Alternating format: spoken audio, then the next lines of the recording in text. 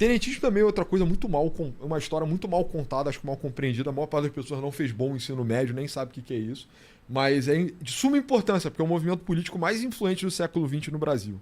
E eu diria que por muito, tá? Ele tá pau a pau só com os ideais da Constituição de 88 em termos de influência, né? Olhando hoje. Mas se você olhasse, sei lá, 10 anos atrás, seria inigualável a influência.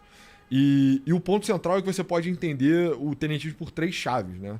Tem 3 tradições que reclamam o tenentismo. Tem a galera profissional liberal urbano, que eu acho que a maior parte da turma da missão se encontra posicionada, né? Pessoas que eventualmente formariam a UDN e antagonizariam Getúlio Vargas. E essa galera tinha uma vontade de política representativa no Brasil. Isso é muito importante de entender. E eles tinham jornais, e eles foram antecedidos pelo Rui Barbosa, e eles acabaram topando se juntar com o exército para imprimir esse desejo de modernização e de política real no Brasil. Você pode entender o tenentismo como algo socialista até. E aí, através da figura do Prestes, né? Você vê que essa demanda por modernização ela só continuou até o fim. E aí você conseguiu chegar, eventualmente, num Prestes comunista, mas que já tinha um anseio por justiça social e igualdade por dentro do tenentismo. Eu não favoreceria essa interpretação, acredito que ela é minoritária. E você pode entender também à luz do positivismo clássico das Forças Armadas no Brasil e de uma tradição conservadora. Tem até o livro aí, cara. O livro do Alberto Torres está aí, isso aí. Boa. Valeu.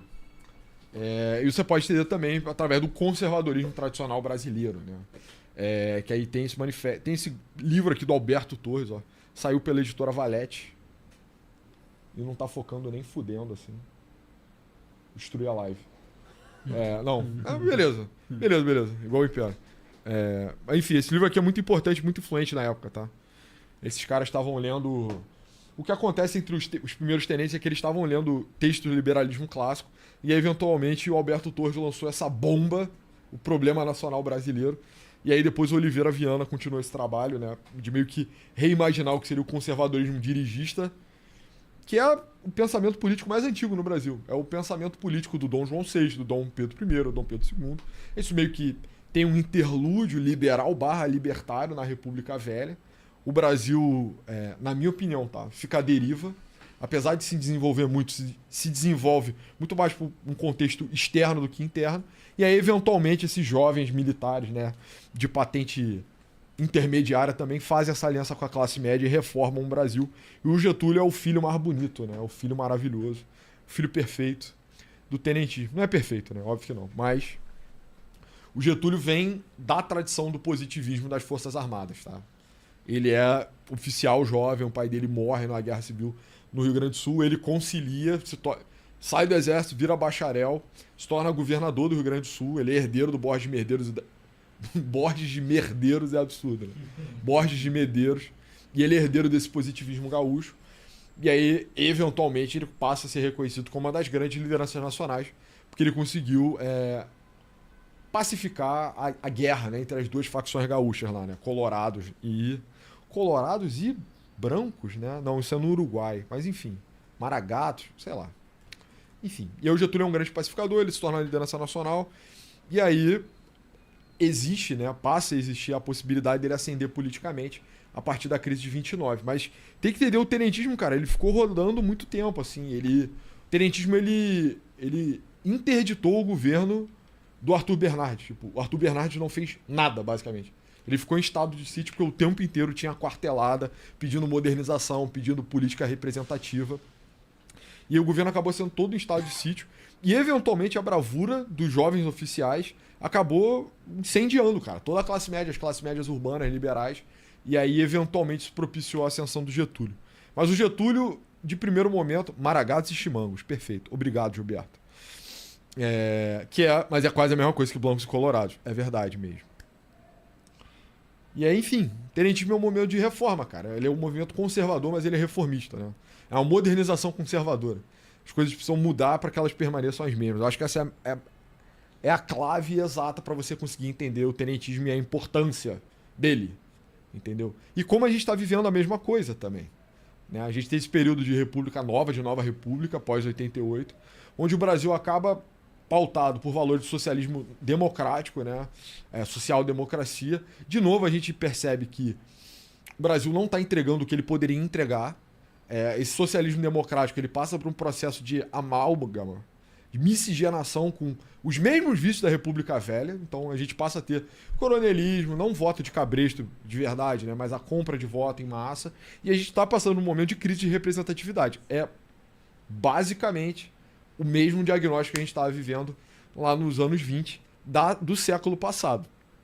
E o paralelo não é tão óbvio assim, porque você pode pensar, tá na mesma época, né? Tá no mesmo século, na mesma década, mas em séculos diferentes. Mas na verdade isso não tem nada a ver, né? Não é assim que a história se repete.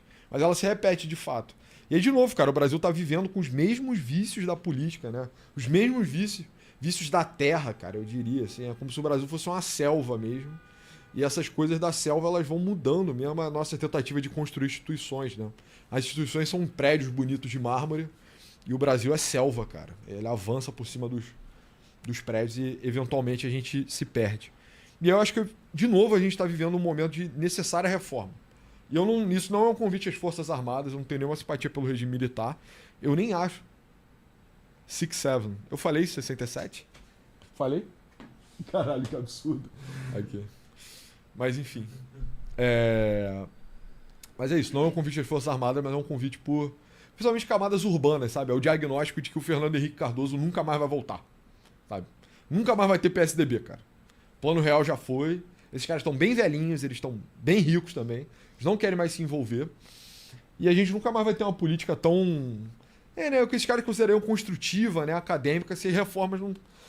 se medidas não forem tomadas, entendeu? É basicamente isso. Você tem que... O teu trabalho como jovem é explicar pro teu filho que... Não, explicar pro teu pai que o Fernando Henrique Cardoso não vai voltar e que se a República Brasileira não passar por grandes reformas, as coisas vão continuar piorando, sabe? O Pablo Marçal não é o fim da linha, né? Ele é um sintoma de para onde a gente está caminhando. E isso precisa ficar bem claro para todo mundo que tem mais de 40 anos. Assim. Esse é o teu trabalho com o teu pai.